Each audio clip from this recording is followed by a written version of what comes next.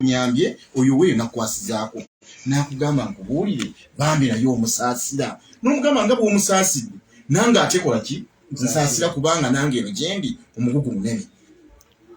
Ebintu ebimu tetwagala biteeka ku mpewo naye njala kugamba obukulembeze bwe tulimu obwononeddwa gavumenti eno okulowoozesa ensi nti buli kizibu omukulembeze oba omubaka wa paalamenti yalina okukimaliriza.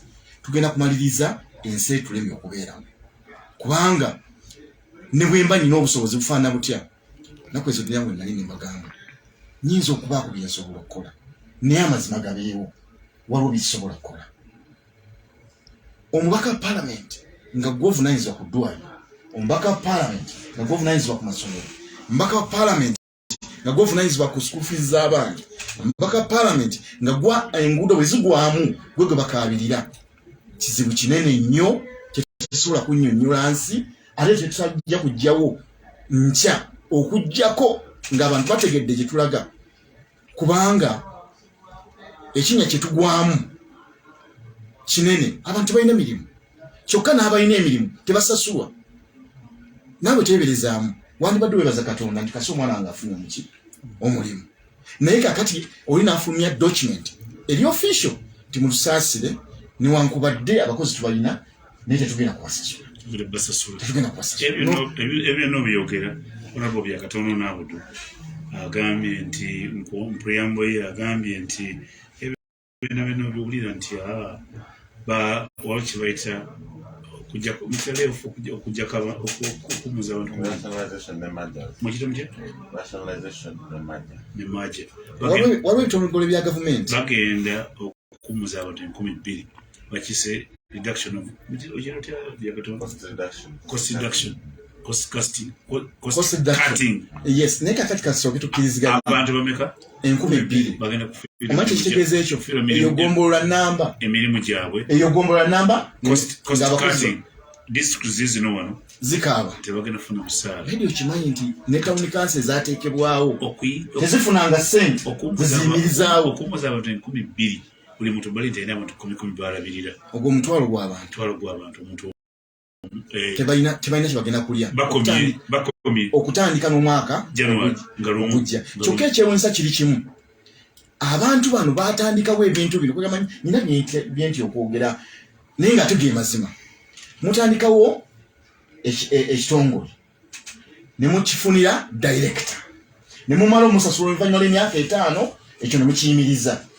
Yasasuddwa abadde ava mu region ki nze naawe asasuddwa agenze ali bulungi. Tewali agamba nti naye bano bwe bali batandikawo ekitongole kino tebasooka kulowooza kigenda kuddirira. Ye abaffe bwe baali bakitandika tebamanya nti abantu bwe bawa omulimu bwe bamala ne bagibajjako balina famire ze babeesaawo. Tulina obulumi naye Katonda alina okutusaasira kubanga Uganda olumu otuka n'esa n'ogamba naye oba nakolamu taata yakolamu ensobi okunzaalira wano oba byendaba abalabe balaba naye olumu abantu bapretendinga nga baavudde mu ggulu naye ng'amazima obulumi babulaba tewali kyakukola. Ate bw'okyogerako waliwo agamba nti kati bulya Kalwanga byayogera. Njala kugamba obuzibu obuliwo mu ggwanga bw'abantu kwebeezaawo ate alina okubayambako babeerewo yabejjako. In fact abakulembeze be tulina omukulembeze akulembeze eggwanga lino n'abantu bakulembera tabamanyi n'embeera mwe bayita tagimanyi n'obuvunaanyizibwa abantu bwe balina toyinza kukkiriza medi nti omuntu avaayo ne statement. Nalabye obwana muteeka okubanga namwe mwabulabye bwe bakutte mu crepes nga babubuuza wayingira otya mu magye oli n'agamba nti njogera Luganda n'Olulatini n'Olulingala. Ndi mulingala nawe osobola oddwogera nosobola oddwogera kati omulingala katosobola lwaki mubuzaabuza eggwanga lino. Clips ne muziteeka ku social media okubuzaabuza ensi. Oli n'omugamba nti oli mulingala naye nga tomanyi ddwogera naye ng'ate oli omanyi Luganda ate amanyi Luganda naye nga mulingala. Bannange bwe muba musoma amawulire mutunuulire nnyo ekiri emabega w'amawulire. Temutunuulya amawulire gano agasomebwa, temuwuliriza bano bye boogera naye mumanye message gye bafulumya essaawa kubanga tobukyayi baagala busigala luddawo mu Buganda kubanga omuntu aba ayogera Oluganda ng'ate yali mu buyeekera naye ate mwana muto ate bamwogeza bamubisse tebaagala kumanya wa gy'ava emyezi nga 8 mabega bafulumya clips nga ziriko abaana naye nga bagamba bava Malangala mu busujju oba myezi nga 8 mwaka gumu abantu abo nze kenyina situka ne ngamba nina okuzuula abantu bano aboogera bwe bati nga bava Malangala ekigendererwa kyabwe ki ne ŋŋenda ku LC ne mbuuza omuntu ono mumumanyi ne baŋŋamba yaliko kowano ne batunda ebintu byabwe byonna ne bavaako kuno tetumanyi gye baalaga ebyo mbyogera Chairman Musa yaŋŋamba nti twali tubamanyi ne kuno bakola n'akugamba atya webali nnyo so njala kugamba nti mu ggwanga muno tulina ekizibu nti waliwo blackmail esabikiddwa obulungi naye nga bagisabise nyangu yakukkiriza butereevu nyangu yakukkiriza bwe bagisabika obulungi bo bagisabise bagitaddewo embeera ekkirizise ti abantu abali mu lutalo abali mu kulwana bava mu Buganda kubanga n'olulimi Oluganda balwogera bulungi kyanaku Medi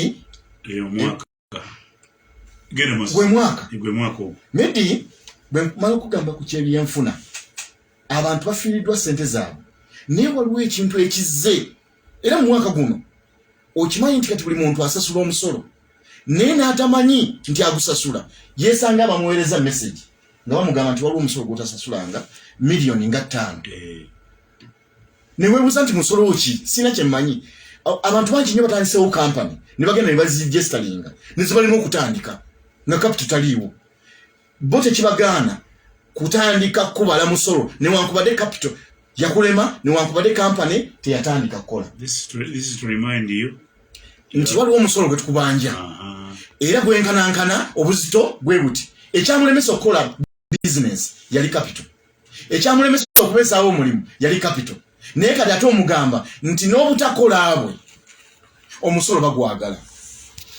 Medi ensi mugitunuulira mwe muli eno ku kibuga fe abali mu byalo efuuse ekizibu.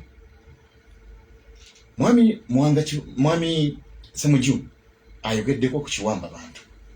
Medi bawambye abantu ne babatwala ne babakomyawo ne babasuula mu byalo nga babakubye emiggo n'osanga omwana ng'asamiku ng'amagulu gaafuuka enkondo bwe gati n'agamba nti bantwale naye bw'omubuuza oyinza okunnyamba n'onnyinyonnyola njagala kunoonyerezaako njagala kuyambako manya abaakutwala baakutwalawa akugamba mami Kalwanga ndeka tondeetera buzibu kyeyayitamu tayagala kukiddamu naye obuzibu buli bumu mu kwagala okukweka abaamutwala waliwo abapya abatwalibwa kyokka abatwalibwa buli avaayo agamba ndeka kyempiseemu Katonda yakimanyi. Waliwo omuwandiisi omu yali wano ye bwe bamuwamba ne bamukuba emiggo yafuna omukisa kakwenzi nadduka mu ggwanga n'avaamu. Batono nnyo abalina omukisa ng'ogwo nti bamala okukwata ne bakusumbula emiggo egyo ne bakuyubulako amaliba tosobola okufuna omukisa ogudduka mu ggwanga lino. Batono nnyo ku buli 100 kuliko nga 4 oba 3 abasobola okukola ekyo.